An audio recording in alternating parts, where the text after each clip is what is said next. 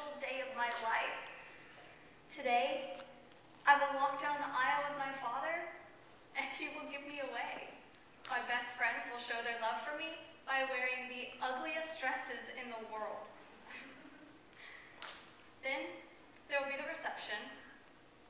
Of course, after I say my vows with Robbie. And I am a little nervous about the reception, because the music will be provided by my brother's garage band, Black Death. Then Robbie and I will cram cake into each other's faces. I used to think that that was the most pathetic thing I had ever seen. But today, the thought of feeding him cake seems, well, precious. Then we'll dance and stare into each other's eyes, and we'll laugh as we dash to the car in a shower of bubbles. Yes, bubbles. Because rice makes birds' tummies, well, explode. Then we'll leave in my car, which I'm sure Robbie's brothers will decorate with tin cans and shaving cream and probably lewd remarks written in shoe polish. Today is supposed to be the most perfect day. But today, instead of feeling giddy, I feel insecure. Instead of having butterflies in my stomach, I feel sick. Not sick about today, I'm sick about tonight. You know, the wedding night. Tonight is supposed to be the most tender, romantic night ever. But you see, I think I've made it less special. No, I know I've made it less special. Because I chose not to wait.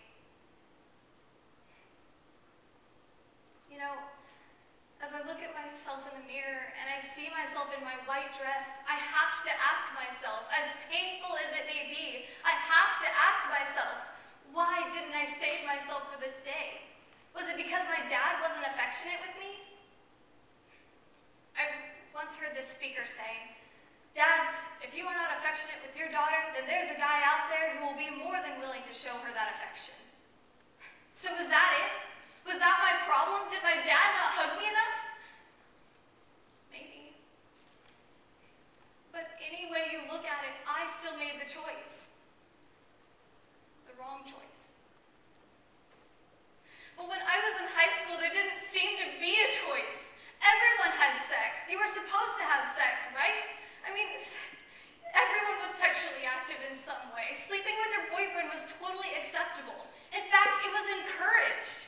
But don't get me wrong, there was a huge difference between sleeping around and sleeping with your boyfriend.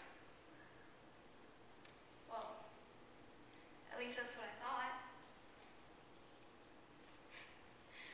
But I had this one friend, Amanda. She didn't buy into that stuff. I remember this one time, I just asked her, "Amanda, how do you wait? Why do you wait?" And she said, without the slightest hesitation, "God has created us to love only one person in that way. I want to give my future husband all of me."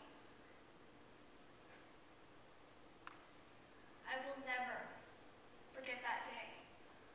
What Amanda said hit me so hard, because even though everyone else said the opposite, I knew Amanda was right. I even went so far as to tell my boyfriend that I wanted to stop. But how do you stop? I mean, how do you go back to just holding hands? I had always heard, wait, but no one told me how to stop once I'd started. I finally just gave up. After all, I'd done it before. I'd crossed the line, I jumped the fence, there was no going back. It wasn't as if I was sleeping around. I mean, they were all my boyfriends, right? But then I met Robbie. Robbie is my fiance, and we met about 2 years ago. And he's great. He has sandy blonde hair and blue eyes and the most beautiful smile you've ever seen. And the way he makes me laugh, I never knew I could laugh so much. Best of all, he loves Jesus. And he loves me. I know that. How do I know that? He loves me so much, he told me we should wait until we get married to have sex. It's ironic. I found out that it takes more love to say no than it does to say yes. I love Robbie, and I'm going to spend the rest of my life with him. And tonight is our wedding night. And I'm scared. I once heard this thing about sexual ghosts. Memories of people you've slept with that float through your mind while you're in bed with your husband. I don't know if it's just a myth to scare people into virginity or if it's the honest truth. I guess I'll find out tonight.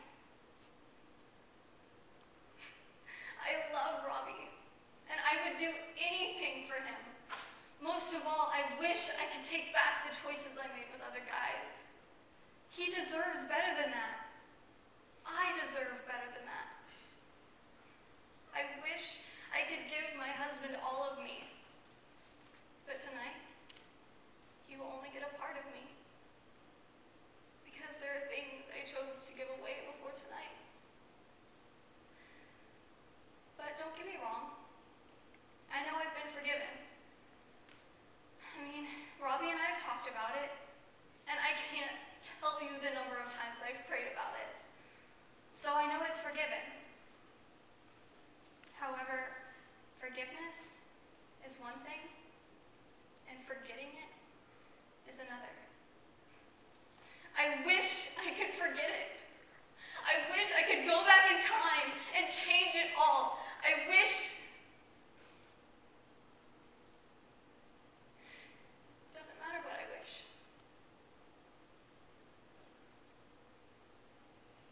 Well,